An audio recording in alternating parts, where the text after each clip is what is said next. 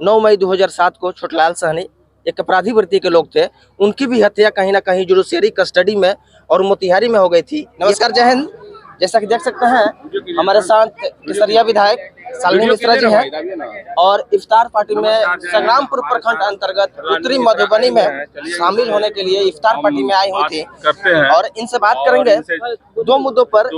कल जो घटना हुई है अतीक और अशरफ के साथ में, और दूसरा मुद्दा जो शराबबंदी है उसके बावजूद भी मोतिहारी के तुरकोलिया, हरसिद्धि और संग्रामपुर थाने में जिस प्रकार से परसों से ही मौतें हो रही हैं। सबसे पहले मैडम आपका स्वागत है।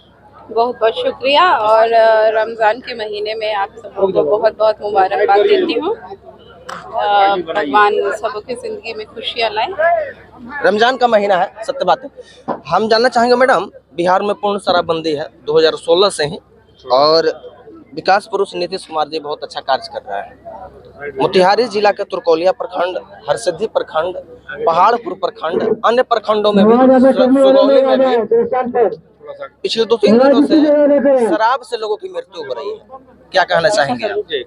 देखिए, शराबबंदी तो पूर्ण है, इसीलिए ही जो शराब के अवैध धंधा करते हैं वैसे लोगों का शराब पी के लोगों की मृत्यु हुई है। मैं संवेदना व्यक्त करती हूँ। कल 22 आदमी की मृत्यु हुई है। मैं संवेदना व्यक्त करती हूँ, मुझे मालूम है और मैं पूरी तरह से संवेदना व्यक्त करती हूँ। मैं भी बहुत विचलित हूँ, इतने सारे लोगों की मौत हुई है, लेकिन कहीं ना कहीं इसमें ये कहा जा सकता है कि लोग अवैध शराब का धंधा जो कर रहे हैं उनकी जो इंसानियत मर गई है उसकी वजह से ये हो रहा है।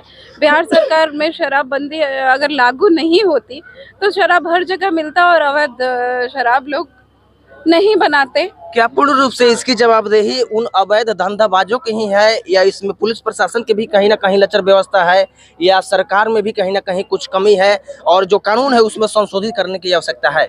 जहाँ तक कानून की बात है, मद्य निषेध विभाग ने बहुत ही स्ट्रिक्ट कानून बनाए हैं। अभी विधानसभा में हम लोगों का जब सत्र चल रहा था उसमें भी कई कानून उसमें आए हैं जिसे शराब के कारोबारियों पर नकेल कसी जा रही है। शराब पीने वाले से ज़्यादा अगर कोई उसके लिए वो है, कल्प्रिट है, तो वो शराब के कारोबारी हैं। तो उस पर नकेल कसने के लिए बिहार सरकार बिल्कुल ही पूरी तरह से प्रतिबद्ध है और ये इस बार विधानसभा के सत्र में भी हुआ, पिछली बार भी कई कानून आए। तो सरकार काफी ज्यादा इसके लिए सक्रिय और काफी सीरियस। जैसे 2 जमदार और 2 चौकीदार को निलंबित किया गया है। अभी शुरुआत है, आप देखिए आगे क्या होता है। सरकार कतई इसको बर्दाश्त नहीं करेगी, आप लोग निश्चिंत रहें। हम लोग बहुत विचलित भी हैं और हम लोग बहुत प्रतिबद्ध हैं। शराबबंदी लागू है बिहार में, जहाँ पर लोग शराबबंदी का उल्लंघन कर रहे हैं, अवैध शराब का धंधा कर रहे हैं, उसको बंद करने के लिए बिहार सरकार बिल्कुल प्रतिबद्ध है। और आगे अभी तो शुरुआत हुई है, कई ऑफिसर्स उसके घेरे में आएंगे और कई ऑफिसर्स जा भी सकते हैं। आप एक महिला हैं, महिला सशक्तिकरण के लिए केसरिया विधानसभा में कौन सा कार्य हो रहा है? शराबबंदी भी हुआ था, उसका मुख्य उद्देश्य 2 था, दुर्घटनाओं को कम करना और महिलाओं को सक्षम बनाना। तो आप केसरिया विधानसभा के महिलाओं के लिए क्या कर रही है? सबसे पहले तो केसरिया विधानसभा की महिलाओं के लिए तो ये सबसे अच्छी बात है कि वो पहले जब पुरुष विधायक होते थे तो उनसे आके वो बात नहीं कर पाती थी। आज रोज के रोज हमारे पास महिलाएं आती हैं, मेरे घर पे भी आती हैं, क्षेत्र में भी मैं जाती हूँ तो वो हमसे मिलके अपनी समस्याएं कहती हैं और रोज का रोज उनका समाधान होता है। आज भी हमारे घर पे कई महिलाएं आई थी, कल भी आई थी, बैठ के हमारे सामने हम लोग एक दूसरे के साथ बैठ के एक दूसरे के समस्या को सुनते हैं और उसके बाद उसका समाधान भी करती हूँ। तो ये सबसे बड़ी बात है सशक्तिकरण की कि महिलाएं मुझसे अपनी समस्याएं खुल के कह पाती हैं और मैं खुल के उसका समर्थन करके उसको समाधान करती हूँ, हाथ के हाथ समाधान करती हूँ। ये सबसे बड़ी चीज है। कल अतीक और अशरफ की हत्या हुई है, आप इसको किस नजर से देखती? देखिए, वो लोग अपराधी थे, अपराध में अंदर गए थे।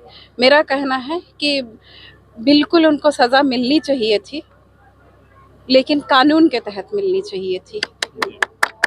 यहाँ पर जो हुआ है वो अमानवीय प्रतीत होता है।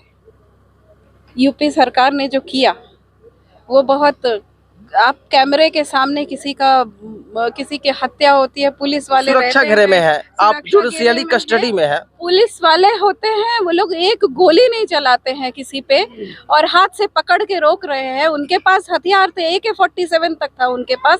तो ये बिल्कुल अमानवीय है और दिखता है कि किस तरह से सरकार ने किया है। कानून के तहत सजा मिलनी चाहिए थी। कानून जो भी सजा दे देती वो सबको मान्य होता, हमको आपको किसी को वो नहीं होता। लेकिन ये पूरी तरह से कानून के बाहर की बात है और पूरी तरह से सोची समझी साजिश है। कैमरे के सामने हत्या होती है, पुलिस वाले अपना AK-47 रखे रहते हैं, गोली नहीं चलाते। एक पुलिस वाला दो को पकड़ के रखता है, ऐसा कहीं होता है क्या? ये एकदम बनी मतलब सोची समझी चीज है, पूरी रची रचा। 9 मई 2007 को छोटलाल सहनी एक अपराधी वृत्ति के लोग थे, उनकी भी हत्या कहीं ना कहीं जुडिशियरी कस्टडी में और मोतिहारी में हो गई थी। यह भी जो घटना हुई है, जुडिशियरी कस्टडी में अतीक और अशरफ दोनों भाई थे और उनकी भी हत्या जुडिशियरी कस्टडी में रहते हुए, जहां सुरक्षा घेरे में तमाम सुविधाएं रहती है, वहां पर जो कि शूटर्स जाते हैं और उनको मार देते हैं। तो योगी सरकार के ऊपर इस सवाल उठता है या नहीं उठता है? बिल्कुल उठता है। ये योगी सरकार बहुत ही मनमानी कर रही है और इस तरह से कहीं नहीं होना चाहिए। उनको सोचना चाहिए कि आज आपके दिन है तो अगले दिन किसी और का दिन आ सकता है और आप उस दिन को भी सोच लीजिए। बिल्कुल। सलाम भाई, आप लोग क्या सोचते हैं इस बारे में? अपना कमेंट्स जरूर बताइएगा। मिलते हैं आप लोगों से अगले वीडियो में। जय हिंद, वंदे मातरम।